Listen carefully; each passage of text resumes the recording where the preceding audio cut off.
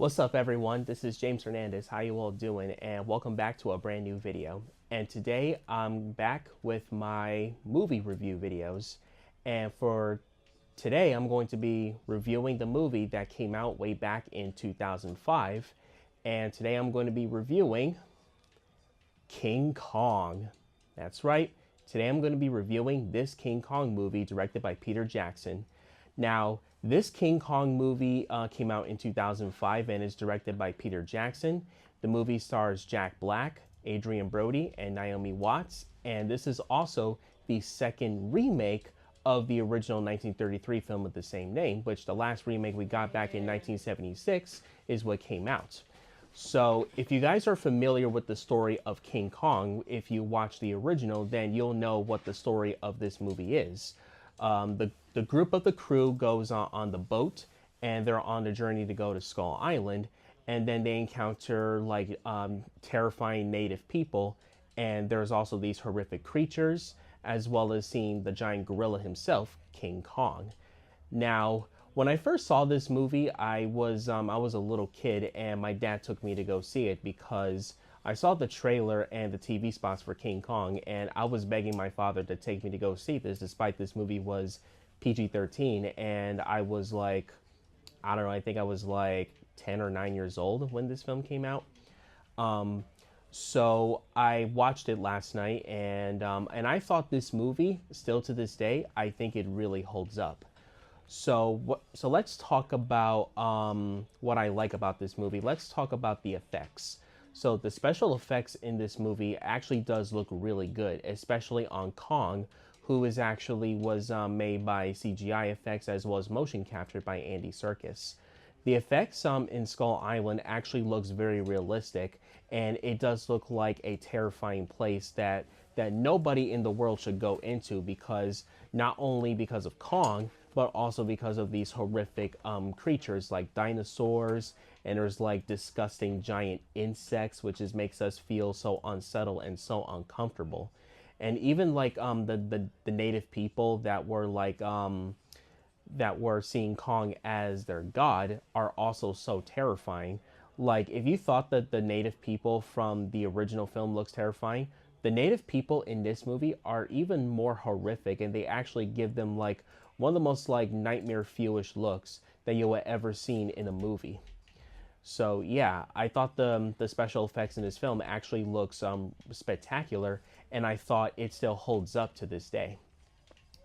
So let's talk about the characters. Now, if you watch the original 1933 film, you are pretty familiar like with three characters like Carl Denham, Ann Darrow, and Jack Driscoll. So let's talk about Carl Denham in this movie. So in the original film, he was played by Robert Armstrong. In this film, he's played by Jack Black. Now, the thing about Jack Black in this movie as Carl Denham, people actually kind of criticize Jack Black's performance as being this different version of Carl Denham. And as much as I do enjoy his performance in this movie, I have to agree with most people that his performance as Carl Denham just feels a bit out of place. And he's definitely like not as memorable or as likable as Robert Armstrong's performance in the original. Because with Robert Armstrong, when he tells everyone about like the mysteries of Skull Island, and when you go on a journey with him, he's like the guy that you pretty much like, like trust this guy. But with Jack Black, he is like this insane guy who is like obsessed with Skull Island, and then he wants to go there to like make a movie, while the rest of the characters are like are on the quest to rescue Ann Darrow when she was captured by King Kong. But with Carl Denham, this Carl Denham really does care about making a movie, and he just like wants to film everything while they're on the quest to Skull Island to rescue Anne. But then like when his camera was destroyed when they were on the log, when they encounter King Kong, he just pretty much like doesn't really care about like his crew getting killed off. And he also was just like, okay, since my camera is destroyed, I'm gonna like capture Kong and take him to New York City to put him on Broadway, while he sees the rest of his crew, like whatever they get killed off. He pretty much like doesn't really like give a crap about it, and he's literally like this version of Carl Denham that you really cannot even trust this guy, and he is like anything but a lunatic, you know. But even though I really do like I still like Jack Black in this movie, but him as Carl Denham, he's definitely not as memorable or as like as likable, or you know, as I don't know, just memorable as like Robert Armstrong from the original. Now let's talk about the next character, and that is Jack Driscoll. In this movie, he's played by Adrian Brody. Now, people say that Adrian Brody's performance in this movie was kind of boring, and they're kind of right. I can understand like what they're trying to say, because when he's like on the venture boat, when they're heading to Skull Island, his personality just comes off as like very very bland and very one note. But unlike Carl Denham, Jack Driscoll really does have a good heart, and he really does have a crush on Ann Darrow, and he really cares about her safety, especially like when the natives are trying to capture her to like become like a sacrifice to King Kong. And he does everything to like go through Skull Island, and he never gives up to find Ann Darrow on the quest to go save her from Kong or any other horrific creatures that Kong was protecting Anne from, especially from the dinosaurs that were trying to eat her. So I still do like Adrian Brody in this movie, but he can be considered be like the most boring and blandest character. But when he's like going on Skull Island, he does become pretty interesting. Not like super interesting, but you actually do kind of follow him on the quest to go save Anne. While Carl Denham was just like, oh, I'm just gonna like continue making a movie, and I'm gonna film this, I'm gonna film that. I don't care that my crew is like killed off by these horrific creatures because they die in what they believe in. No, like that's what Carl Denham was like. But as for Jack Driscoll, he wants the group to like to stay together and make sure that no one gets hurt when they're on a dangerous quest on Skull Island, when they had to rescue Anne, who was captured by Kong. Now let's talk about the main character in this movie, and that is Ann Darrow. She is played by Naomi Watts. Now, when it comes to which version of Ann Darrow that I like more between Naomi Watts or Fay Wray, I mostly prefer Naomi Watts, and here's the reason why. Because unlike Fay Wray from the original, which I still like Fay Wray from the original, but the main reason why I like Naomi Watts more is because she actually has more of a build up, she has more a development, and she's more interesting. And she doesn't really scream a lot whenever she sees Kong. She does scream when she sees like Kong for the first time, but whenever she sees Kong again, she usually is like not really scared of him, and she actually does stood up to Kong, just by telling him to stop. And something like a mother would tell their kid to to knock things off, to cut it out. So she actually does become like an interesting character, and she actually really does have a close like bonding relationship with King Kong. And I really do like the moments with them. Like Kong is like very protective of her, and he doesn't want her to get hurt. She noticed that Kong doesn't want to hurt her because Kong loves her. He likes her. And I think Naomi Watts did a very good job, and she's not always like the damsel in distress where she usually gets like captured all the time, and then she was like screaming all the time, unlike Fay Wray. As much as I do like Fay Wray from the original, so the main problem I have with Fay Wray's performance from the original King Kong is that she basically just screams way too much. Even when Kong doesn't want to hurt her, she doesn't really care much for Kong in the original. And throughout the whole film, whenever she screams a lot, it gets really old and very tiring very quickly. So with Naomi Watts, I like that they actually give her like an update of her character, where she realizes that Kong doesn't want to hurt her. And after when King Kong saves her from the T-Rex, she actually trusts Kong, and she starts to feel safe. And I do think that Naomi Watts did an excellent job with her performance.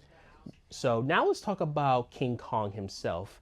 Now, like I said when I talk about the special effects, King Kong is actually made both by CGI and motion capture.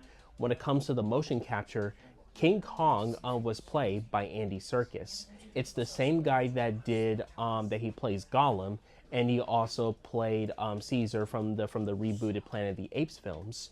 And his performance as King Kong, just like with Caesar, was excellent. I thought he did an excellent job making King Kong very expressive with all the emotions on his face, making King Kong look like a real big silverback gorilla while they give him facial expressions on his faces, which is something I wish that Disney would do with the live action Lion King movie, which unfortunately they didn't do it and no one gives a crap about that film.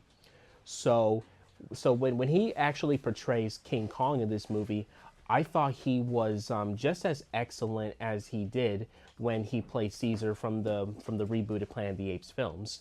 And the scene where he was protecting Andera when he was fighting the T-Rex was really fun to watch, and it was very dirty the way how Kong was fighting those V-Rexes. In the original movie, he was fighting one T-Rex, but in this movie, he fought three T-Rexes by himself while he still has Andero in his hand. And it just comes off as like very fun to watch, and is actually very creative the way how King Kong was able to defeat all the three T-Rexes, and then when he defeats all of them, he pounds his chest like this, and then he actually roars in victory. And I'm like, that's why King Kong is the king of the apes, and he's the king of Skull Island. Now let's talk about the climax of the movie. Now we all know, just like in the original film, like we know like what the ending of the movie is that after when Carl Denham brings King Kong to New York to put on Broadway, Kong breaks free. He's on the loose, and he causes like rampage on in New York City, and then he finds Andero, and then it comes to like one of the most iconic moments in movie history where King Kong climbs up into the Empire State Building. Now, the thing about the Empire State Building scene in this movie, I know this is a remake of the original, and we all know how it ends, but at the same time, I was like, I don't want King Kong to die in this movie. I want him to live. I want him to like brought back to Skull Island and not kill him off, because it really does play the emotional tone where Andera was beginning to cry because she really does care for King Kong so much, and then these guys in the biplanes were just like shooting at Kong, and then despite that, Kong actually did like hit like one and like two or maybe like three biplanes on top of the Empire State Building, but those 1925 biplanes were still able to take him down, and it's so emotionally heartbreaking to see Kong died, and then like when he falls off of the top of the when he falls off from the Empire State Building, you see Andero crying so much, and that it makes everyone cry as well. Even like when I watched it when I was in the theater as a kid, I actually was crying, and it really sucks that Kong dies because King Kong, like he's not like always like I'm an angry like rampaging monster. Like he was just a misunderstood gorilla that he feels threatened, just like real animals are. So when Kong dies, it basically ends like with this one guy by saying the airplanes got him. But then Carl Denham sees the corpse of King Kong, and he says it wasn't the airplanes, it was Beauty who killed the beast. And then the movie ends very sad with you seeing a dead body of Kong, and then everyone was like seeing like the corpse of Kong, and it's such a sad ending. Like usually like not every movie has like a happy ending. There are times where movies gets like a very sad ending, and that's what really makes me feel sad and very terrible about seeing King Kong, meeting his tragic death after he was like fighting the biplanes on top of the Empire State Building. Yeah, but overall, I thought this King Kong movie was great. I wanted to talk about like what this King Kong DVD has that the theatrical version of the film doesn't. This DVD of this movie has like two deleted scenes that it was not shown when the film was first released in theaters. One is where the crew were entering the jungle after when Anne was captured by Kong, and they encountered the Triceratops, and that's what Peter Jackson wants to do as a homage in the original, where the original shows the Stegosaurus, and then the crew actually shot and killed the Stegosaurus, and it was doing like the moving tail sequence when the dinosaur was dying. And then the second scene that was cut from a theatrical version of this film that was included in this DVD is when the crew were on the swamp and they encountered this giant eel that it was like trying to kill them, and that was also cut from theatrical release, and this was also included in this DVD. Now, the scene that really like gives me the creeps and it just gave me nightmares is the insect pit scene. That scene is when Kong tosses the log that the crew like Jack Driscoll, Jimmy Hayes, and Carl Denham was thrown at. They encounter like these giant like spiders and cockroaches, all these like nasty creatures. And that scene alone just gave me the creeps because it just makes me feel like whenever I like see like those these type of insects, it just makes me like just want to like just like grab something and just beat it up because you know, as much as I like nature, I do not like any insects at all. These insects are disgusting as hell, and I cannot even stand it. But you know, but overall, everything I had to say about this movie is just a very good film. Now, the only problems I have with the movie is that this film is 3 hours long, which it doesn't really bore me, but like having a film that is like 3 hours long, I felt like it was just really unnecessary, and I really don't think you really need to make this movie like 3 or 4 hours long into like making like one of the most expensive films in cinema history in the 2000s. So yeah, like yeah, despite the fact the movie is 3 hours long, I still really enjoyed this King Kong movie. This is actually considered to be one of my favorite King Kong movies, along with King Kong vs. Godzilla, King Kong Escapes, the original 1933 film Kong Skull Island, and Godzilla vs. Kong. So I would say I'm gonna give this King Kong movie on a scale of 1 to 10. I'm gonna give this movie an 8 out of 10. I still really enjoyed this movie.